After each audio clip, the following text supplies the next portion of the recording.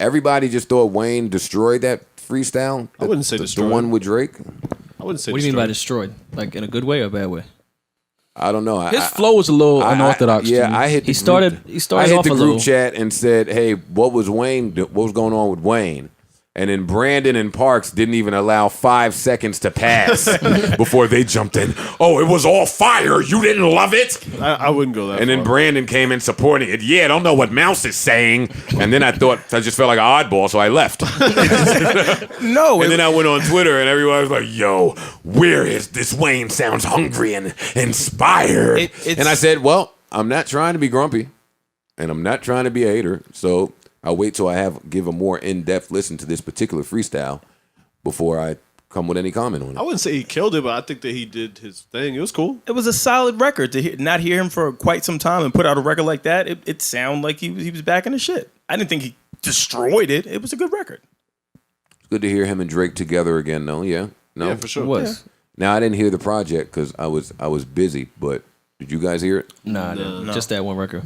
What type of fucking podcast is this? We don't even. It's the holidays, We don't listen to shit, but we talk about it. We have nothing to fucking report on. We didn't listen to anything. We didn't watch anything. What'd you think of the context of Drake's verse with Apple and in his situation? Tell me again. What he say? Tell Larry Jackson that I built that whole shit and pay me.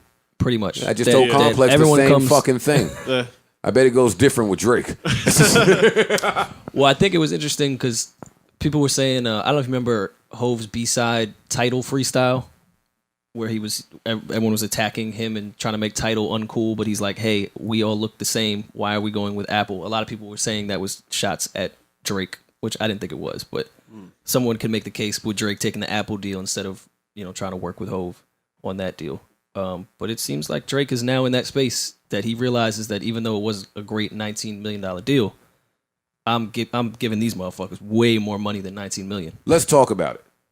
That's the conversation that I have been waiting to have when it comes to Drake for quite some time. But that's what Jay was saying. That's why that was definitely a shot at Drake. Like he was saying, like, bro, they're not gonna pay you what you worth. Yeah, and we're trying to make Title. They're gonna wave that $20 million check in your face now. But let 2 years, 3 years pass, and you start doing the numbers. Yeah. This is the first because views was what, like the most streamed thing at 280 million in like an hour or some shit. Right.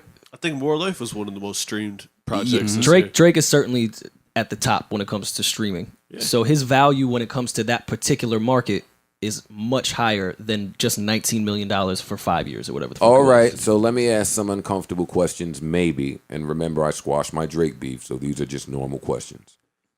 Do you think Apple deems Drake to be as valuable as we know him to be?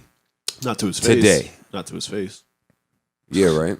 Yeah, they know how valuable he is, but they're not going to let him know that they know how valuable he is. What I'm saying is he as valuable to them as we think he is? They've literally made trillions of dollars. I think he's more valuable than we think he is to Apple. If you look at if the numbers are what they are, and it's not fabricated at all, yes, Drake. Like they know very exactly how valuable he is. I think that we're like underestimating his value. The music business is underestimating our value to Apple and Spotify because all of this shit is sold because how easy it is to get music and content on it.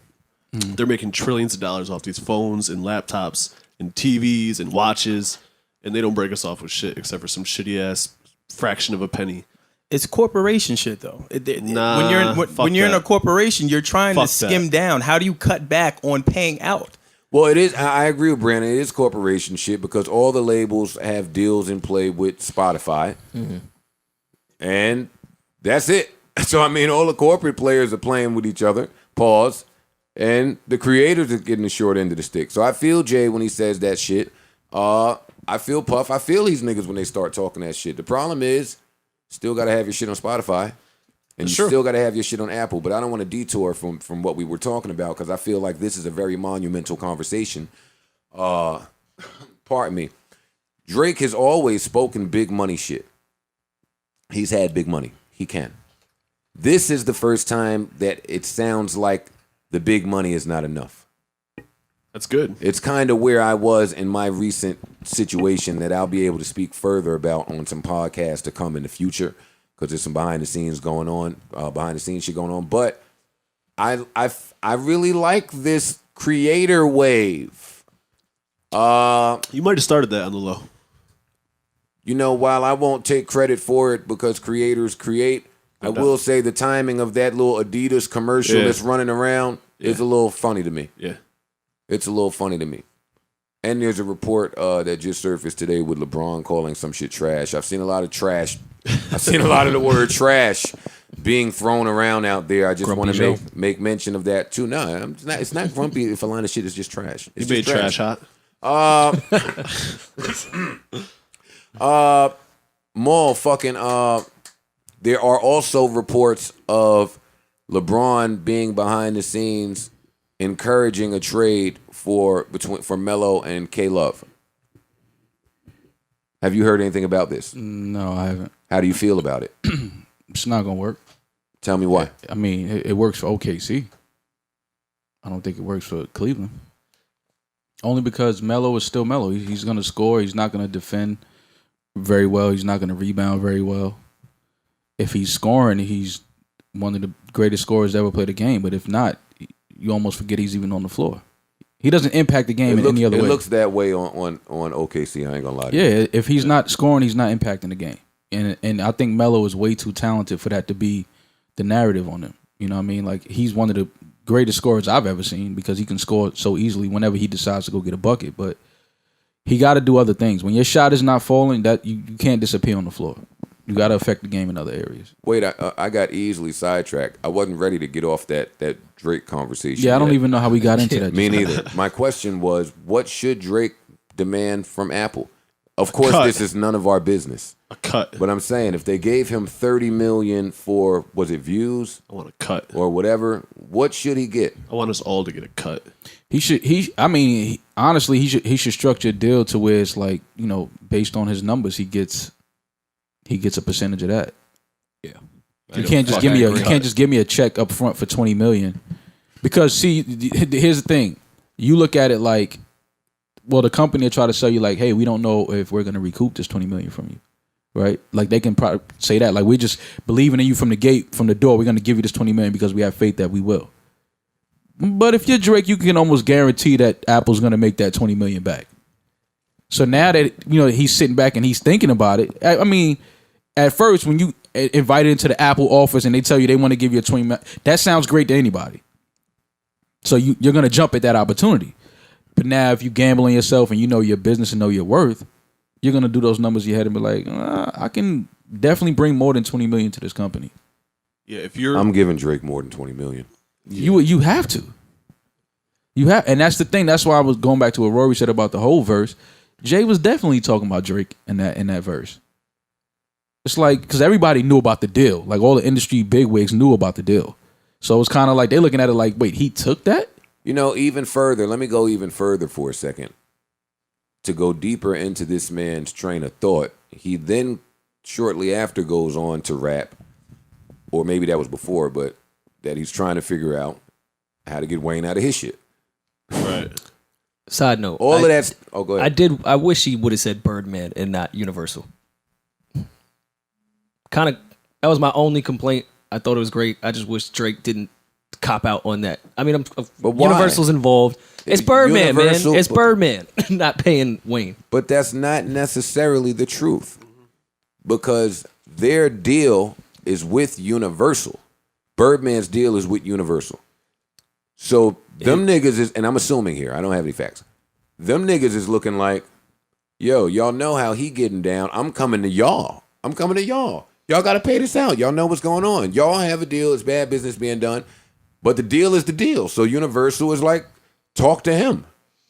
They are involved. No, of course. So I'm not mad at him saying Universal, because ultimately this falls on Universal. But Birdman has that deal with Universal. Wayne is signed to Birdman. So at the end of the day, it's like... Yeah, but we don't know the details of this shit. Of course. I'm speculating. And we know it's complicated because it's been ongoing for however many years. Right. And we haven't heard anything, and they're still figuring out loopholes to sneak music out.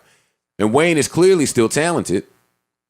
I mean, I haven't heard the tape, but just from that one freestyle, Wayne still has a lot left in the tank. Yeah. Well, that's not the question. He's got to get paid for all the amazing shit he did before. And what was more interesting, not to cut you off, and maybe I'm the only one that pays attention to these minor details, I thought it was really interesting that Larry Jackson responded. What did he say? He posted a picture of wherever he was on Instagram. It was some beautiful, beautiful place. It was nothing but beautiful water, see-through, the sun, clouds, all the shit that you fucking love. And it was, I heard somebody's looking for me back in the States or something. My phone was on roaming or it was something. It was something slick. And I took from that, hey, good to know Larry Jackson is slick. Right. But that was awkward to me. That was awkward that Larry Jackson, at his position in Apple, was replying to an Apple artist freestyling a very Apple behind-the-scenes negotiation situation. That was awkward. I know that I dig deep into shit sometimes, pause. I'm reading into that one. I will be keeping an eye out on how this plays out. Because I already have theories about the Drake Apple standing from Views and More Life. And by my theory, Maul, I disagree with you. I think that Apple looks at whatever metric from More Life and argues that he should not be paid the way we think he should be paid. I mean, but his metrics are high, if not the highest I for know, them. I know, but I know labels hold you. I look at artists the way I know labels to look at artists. They hold you to yourself. Mm-hmm. So they're holding him to no one but himself. And by that regard, I haven't checked numbers because I don't know. I don't know how More Life did or is doing. But for him to say that, and again, I'm digging deep into this here and seeing shit that may not exist. But for him to say it now and to follow it with some Wayne shit and for Larry Jackson to respond coming off of the rumblings about how Apple may feel about how More Life performed, I'm just real anxious to hear the type of music that Drake's coming with soon because we know he's coming soon. And I want to hear what happens with that Apple deal. What's Drake's leverage then going into doing a new deal? I'm Drake. Is it I'm gonna go to Spotify? Is it? Could be. I don't foresee Tidal being something that he would do It could with his I whole could see him relationship. going there. But I mean, does Spotify come in and say, "Hey, we'll give you a percentage of whatever you sell"? Listen, the world is going, and let me not say the world, but there are a few people that are willing to try to go direct to consumer. Yeah.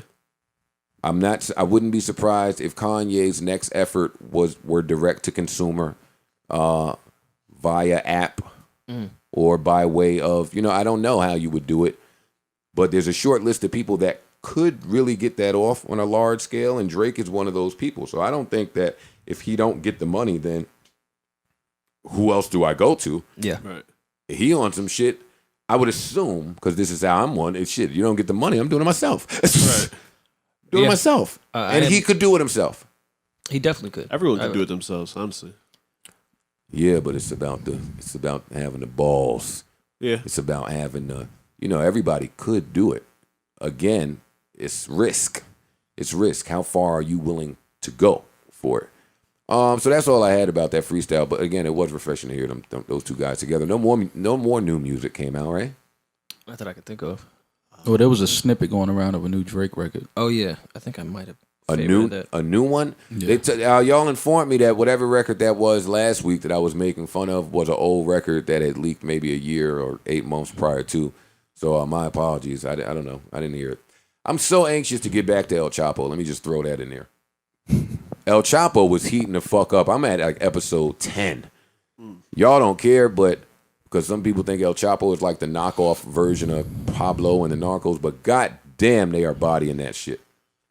Rory is still looking for whatever he's looking for. So let me get into this fucking other shit. Dr. Phil's being a creep. Oh, you found something. Not Dr. Phil. Yeah, Dr. Phil's a fucking creep. He just looked like a creep. Are you playing something, Rory, or are you talking to us off the microphone? Or y'all can listen to this Kendrick shit. That's what I got it on my phone. I asked you for an alert before you start talking. I don't want to hear no fucking Instagram. It's the worst background audio shit. ever. Yeah.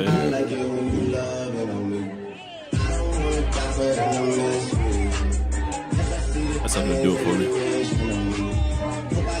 I don't even know if there was one where he was rapping that I saw on the timeline, but it was definitely the same guy. Can you stop this?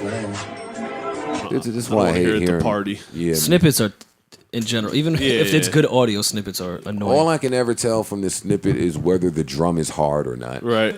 Like even that did kind of have a little headlines flow. Yeah, but what was that other song that came out that all y'all niggas loved that I fucking hated that he was trying to get to work? I don't remember it. I don't remember it. Well, we had so many arguments in like year one about that song. About what song? It was a Drake song. Was it on Views? At the end of Views? Oh, well, That was the album, was pushing. That was the album you didn't like, right? I know, but it was one song, a real silly song. Like what it was, no Pop style? No Friends. Oh, No New Friends? The Khaled record? No. All right, I'm fucking it up because my memory's bad, but it doesn't even matter. Yeah, that drum sounds hard in that record, so we'll just wait to see. Shit, the New Year's, so niggas is getting ready to drop music.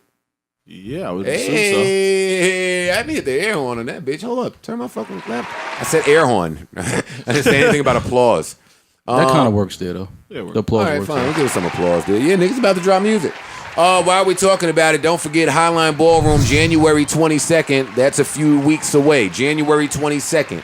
Oh, what a night. We are doing it. Donnell Rawlins. Open mic.